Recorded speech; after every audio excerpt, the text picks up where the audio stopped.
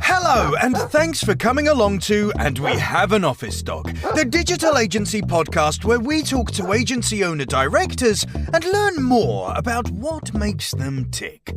From the things that make them similar to the things they'd rather have known sooner, where they've had success and where they've learned some hard lessons. All will be revealed with your host, Chris Simmons, the agency coach, and he'll be talking to a different awesome agency person in each episode, asking them 4 questions and seeing where the conversation takes us over the next 25 minutes. Okay, so let us begin. Over to you, Chris. Thanks, voiceover guy. Today on the podcast, we have Jason Barnard from Kalicube, aka the brand SERP guy. Hi, Jason. Hi, Chris. How you doing? Not too bad, thank you. I'm glad we managed to make the time for this one. Busy lives that we lead these days, locked in our homes and stuff. Yeah, agency life from home. Interesting concept. It sort of works, but also really doesn't sometimes. So, Yep. Jason, first and foremost, give us a plug. What does Kalicube do, and who and why and where and when? Ooh, right, okay. I call myself the brand SERP guy with a P there because I keep forgetting to say P, SERP guy. And I've been working on brand SERPs for the last 9 or 10 years. Mm-hmm. And nobody really seemed to pick up on the idea. And I was kind of beating my own little drum in the corner. And then a couple of years ago, 3 years ago, I shouted 2019, the year of the brand SERP. Didn't happen. 2020, the year of the brand SERP, didn't happen. 2021, Same thing. 2022, we're going to go for it, the year of the brand SERP. And what I've done is kind of muddled my way through helping people optimize what their audience sees when that audience Googles their brand name. Yeah. Or their personal name for that matter. As an agency owner, that's important too. And I've got through it, I've got clients, and now I've built an agency with actual real products, and I can actually start monetizing it. And that's been 2021 for me. It's been a really interesting experience, building out things that I know and making them usable by other people. Well, I'm glad that the brand SERP thing played out, because quite a lot of people were talking about voice search being the only thing since 2015, and that they're still waiting. They're still sitting there waiting. But yeah, so how long's Kalicube been going?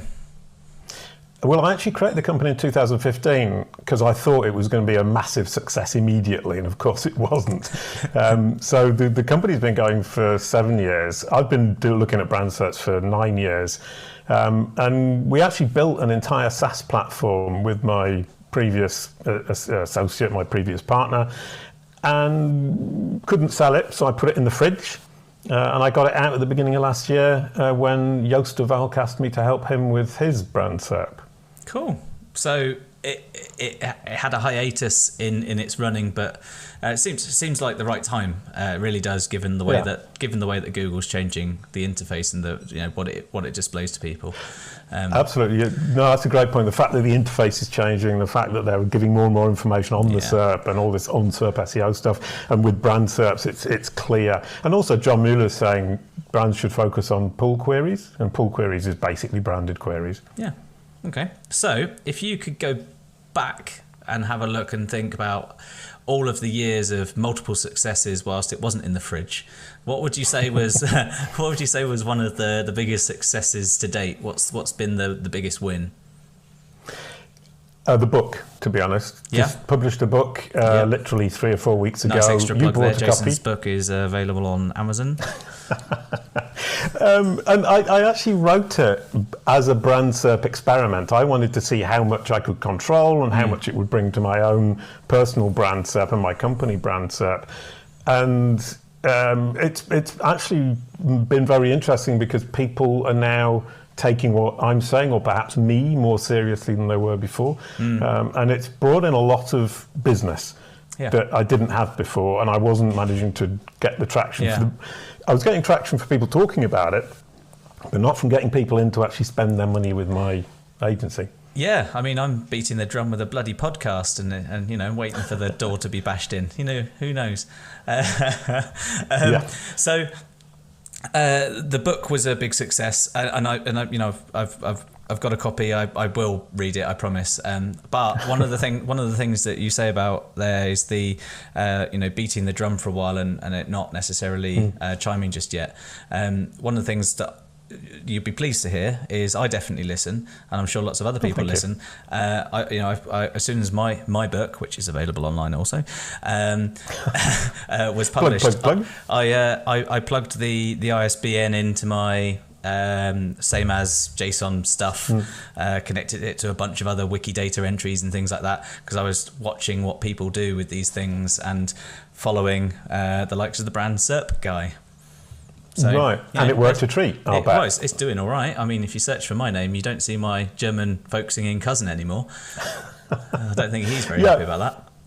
Right. No, is he actually a cousin, or is that a joke? A third cousin. He contacted me back in 2012 to ask why he wasn't visible anymore, and I suddenly was, and that was just because I had a blog, and so on. So if you could go on. No, sorry. I mean, from the brand SERP perspective, the reason I started was because I was a cartoon blue dog in the noughties, and when you searched my name in 2013, you saw cartoon blue dog Jason Barnard silly songs for kids. Yeah. And when I was talking to clients or potential clients, they searched my name. They said, "We're not giving our digital strategy to a cartoon blue dog." So then I thought, I need to control that. I need to make sure that the message that they're getting is the message I want them to see, which will help with the Is that where the red shirt came from, to be the exact opposite of the blue?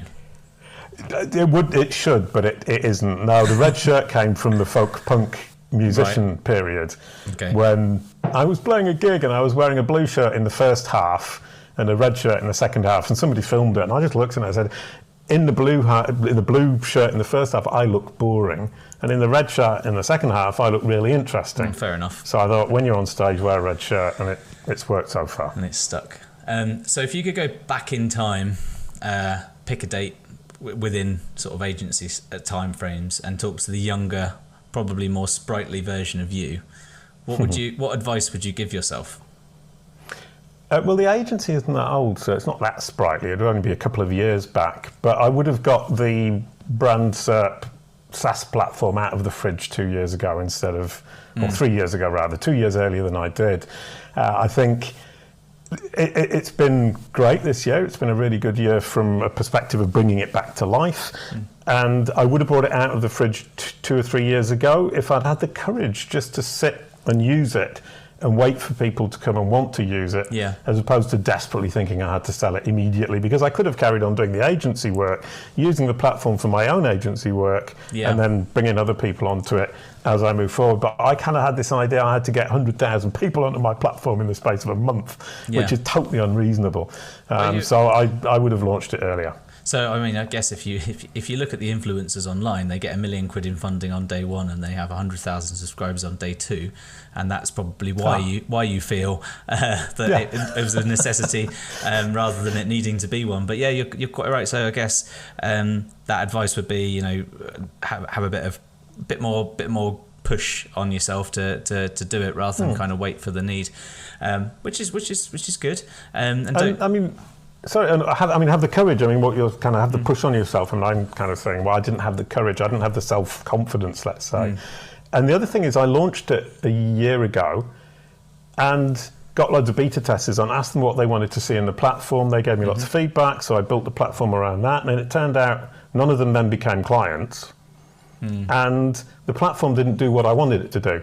And I realised that I then had to rebuild it, or rebuild parts of it at least. So it then reflected what it is I'm trying to do, which is optimize brand SERPs and manage knowledge panels. And if I could have given myself some advice a year ago, it would be, once again, build it so I can use it for my clients and get other people on board afterwards, which is repeating myself. I do apologise for repeating myself. It's okay. You can repeat this podcast as many times as you like on Spotify for free. Genius.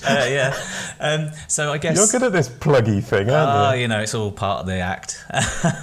So if you were to...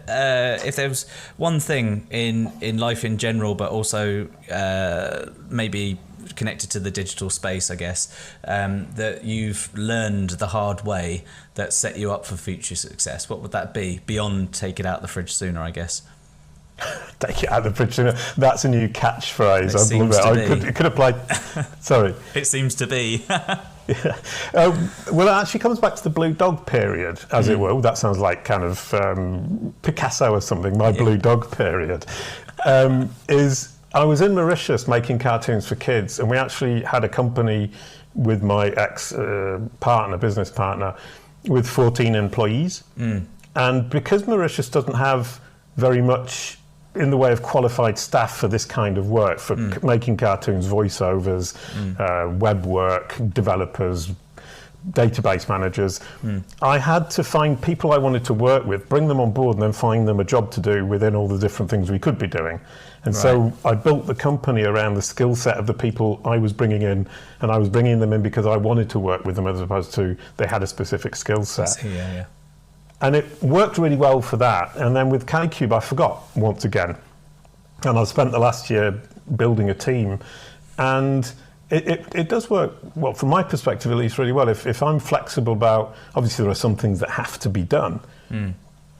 But if you say, okay, let's get that bit done, but then let's say 50% of your time will be spent doing something functional that's absolutely necessary for the company and might be boring. And then we can look at the other 50% and say, what do you want to do? What are you good at doing? And what will you excel at? And have that kind of system where basically it's promising people 50% of your job is going to be fun, interesting, and something that you're really good at, that you're really going to get a kick out of. And I'd forgotten it, and it works really, really well, at least from my perspective. Yeah, I think so. I was talking to an agency owner that I coach, and we were trying to get to the point around why some of the team are a bit demotivated, and it turns out that the ones that are more motivated are the ones that get a bit more of a challenge than the ones that are getting less of a challenge. And it turns out that it's the seniors that are used to the business as usual workload that often get very little, much more than here's a big exciting client. Exciting clients aren't enough for them. And the more juniors, the ones that had a lot to learn but they fit the culture still, they had this sort of nice rhythm and cadence of learn a thing, get good at a thing, learn a new thing, get good at a thing, and they were much more motivated and eager to move forwards. And this isn't a UK based agency, so it wasn't necessarily that they were chasing after pound signs and elevation to a big London corporate or something. So the finding of the right people is essential, but also creating that kind of growth mindset and the fun element is key. And I've met agency owners, I'm sure you have, that think fun is bringing pizza in on a Friday and having some tins of Heineken.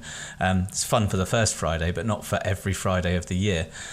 So again, you've got to keep it interesting, and finding people that you like first and training them up second is quite a good way of doing that. No, 100%. I mean, that's kind of what I'm now doing, and it's working out quite well. And one of the things that I kind of worried about back in the day, in the Blue Dog period once again, was that if I was too nice, if I was too friendly, if I got on too well with the people I was working with, they wouldn't respect me, or that there would be some kind of like breakdown of that barrier. And I had a really interesting experience with one of the guys who worked with me for 10 years, and he just he was the animator, he did the animations.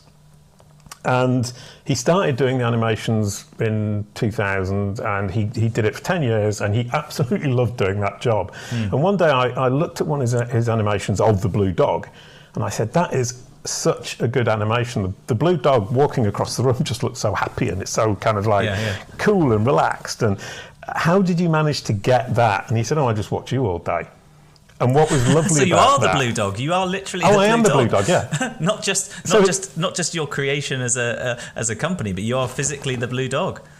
Yeah, I did the voices, and this guy spent 10 years just modelling the Blue Dog's movements on how he saw me in the office. And what was nice about that was that he never lost respect in the sense of I could tell him what to do. I was still his boss. But we could actually be friendly and chatty, and he could tell me that he was just watching me walking across the room in order to So do this animation. I thought it was lovely. it's kind of that's a normal human being's version of saying around those 5 dysfunctions of a team, in the sense that there was trust between you. You could show vulnerability, he could show vulnerability. He knew he could challenge you when he wanted to challenge you because he didn't necessarily agree to an idea or something like that. Yeah. And therefore you didn't have any kind of fear of conflict, which is why he was able to trust in saying, I just followed you around and watched you go. And you took it in a good way because you had that layer of trust and you both didn't fear any conflict that came from it. So without saying it all, you've just given all the fodder for the transcription. However, I am nervous now that this transcription of this podcast may upset your brand SERP for the Blue Dog. Oh, right, yeah. Well, if you end up ranking on my brand SERP and it says Jason Barnard is a blue dog, then I will have a battle on my hands, but hopefully not. So if there's anyone out here who's listening at the minute who's considering starting a new agency in the future, or has got a friend who's started an agency very recently and wants to help them out, if you could give them any one piece of advice, what would that be, do you think? I think kind of processes. I hate to say it from a perspective of free-thinking cartoon making. The boring is good. Yeah, I mean, what we've been doing, and what we've actually been doing this month in January, is we've been creating processes for what we do, and we're writing it all down. We've got the documents, so that what we then have is that everybody becomes replaceable, and that sounds horrible. Yeah. But Mad Singer said something really smart to me, which was, if you're not replaceable, you're not promotable. And the idea that somebody can be replaced says to them, you as long as you can be replaced, you can move upwards, and that ambition can be satisfied. And so people are buying into the processes, saying, I'm going to write down the processes, I'm going to improve it, and then I will teach it to somebody else and then move upwards. And that's delightful. Yeah, that's absolutely spot on. I say a similar type of thing. You're writing the training manual for the person that you're going to train. Brilliant, genius. I hadn't said it that way. I will now. The cool thing about stuff like that is you're actually building in the ownership of those processes. Which is so essential to get the accountability for running those processes whilst you're sat in that same seat. One of the things that you find though with processes is that they can sort of take away a bit of creativity. So you don't want them too rigid, too rigid that they stifle creativity, and too flaky that anyone can get away with anything. So one of the principal parts of a process, and as you're seeing as you're writing them now, if you won't mind me giving you a small piece of advice, please do. Every single process should have an example of what good looks like. So the end result of what good looks like being, this is the minimum viable output of this process, which then means that when you've done it a million times over, you've still got the what good looks like as the basic benchmark. So you know that anything better than that is great. Anything that isn't like that isn't good enough. And then that means that the person creating it has to find out, what is good? Jason, what does good look like for this sort of thing? And then you have to. Then that's how they get the two-way communication going between the peers around how to build the process. Oh, that's lovely. And also, if you create the basic kind of core backbone process and say, this backbone process will get you to good, and the creativity will take you to great. Yep. Hopefully, I'm reading into what you said, it gives them that creative option to say, I can push this further. And it also indicates that they want to go beyond. And the cool thing about that sort of thing is that if you do it this way, and it prevents the team and prevents the people that you've spent a long time nurturing and enjoy being around feeling like the process is just there to track them. Right, good point. Because when a process is done, it's ticked and find the little tracking thing, whether it's on Monday.com or whether it's on Asana or something, that bit's trackable.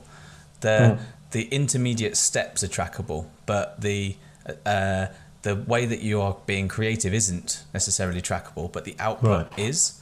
And if you make a process, step 1, click here, step 2, click there, step 3, write a thing, step 4, set it live, that's really boring and terrible, and people will run away from you.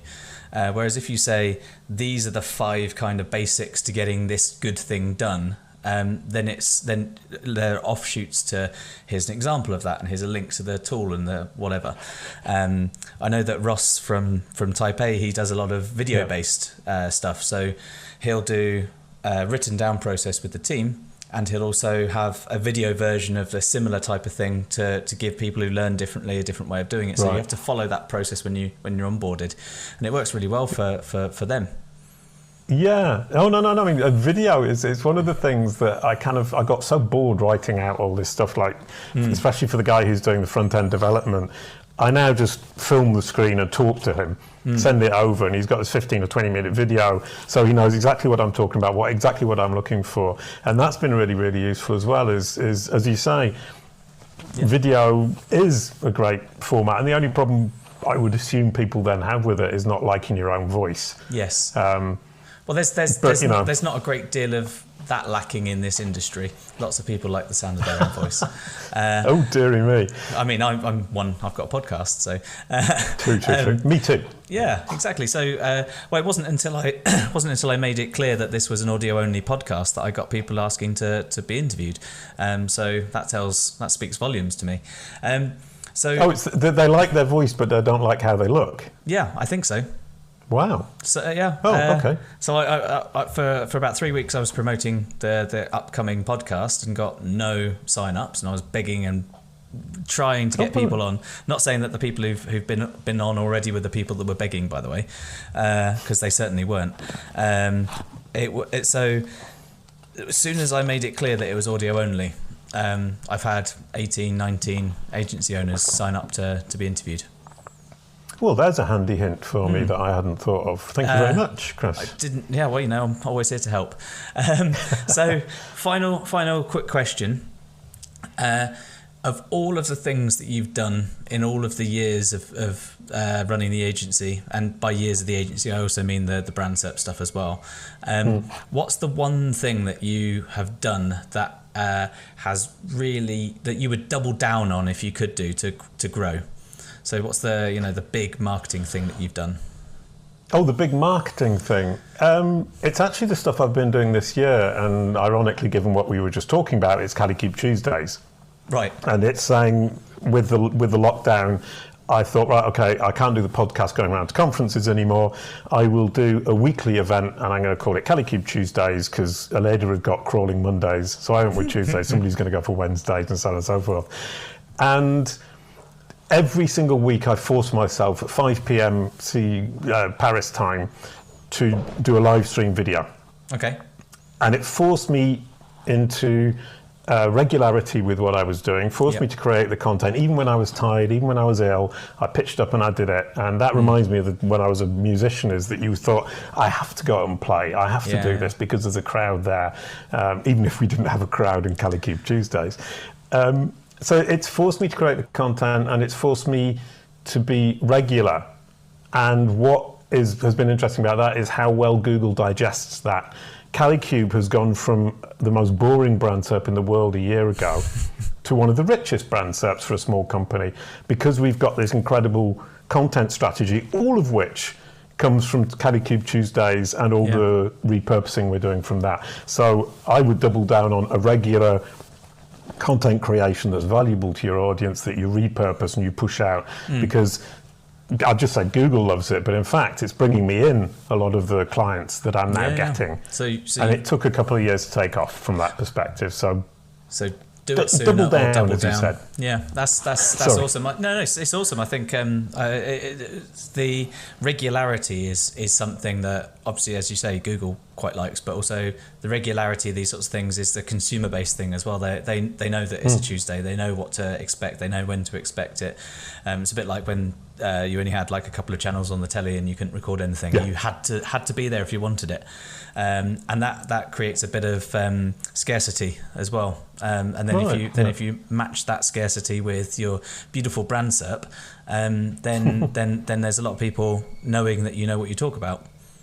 I want to work True, with you. true, So, absolutely. yeah. And I mean, another thing with that is actually yet another lesson that I learnt and forgot.